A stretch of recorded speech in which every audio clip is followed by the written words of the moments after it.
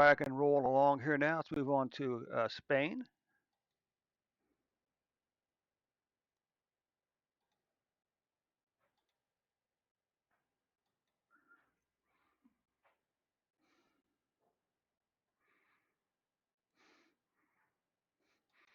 Okay, Spain. And Spain, if you are watching this on YouTube today, I'd appreciate if you could click on that like button underneath the video for me today.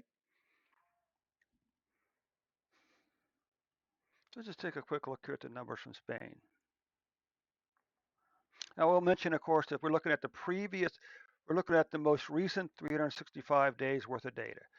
So for the previous 365 days, Spain, you've had 7.2 million cases, 34,906 deaths. And this is what I was concerned about here. You've already passed 2021 COVID-19 cases during the first month of 2022, during January 2022. Let's see. Right now, your deaths for the year so far are well, this will be 5,000, so maybe 3,000 deaths so far for the year. And what we can see here is we can see when we look at the daily cases, you can see that the numbers back down to 182,123 cases for January 31st, with an average of 160,984 cases per day on average. And we can see here, we can see another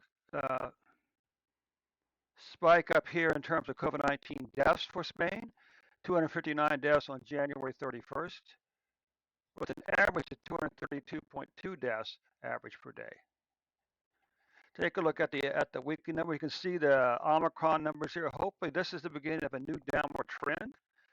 Hopefully, we can hope and pray Omicron was the last variant. Okay, so we will not see the numbers rise above this area again. Okay. What about weekly deaths? We can see this line here as 1,000 deaths. So this is maybe 1,050 deaths. And unfortunately, these numbers here are higher than all these numbers all the way backward to April 2021. Okay, for weekly deaths.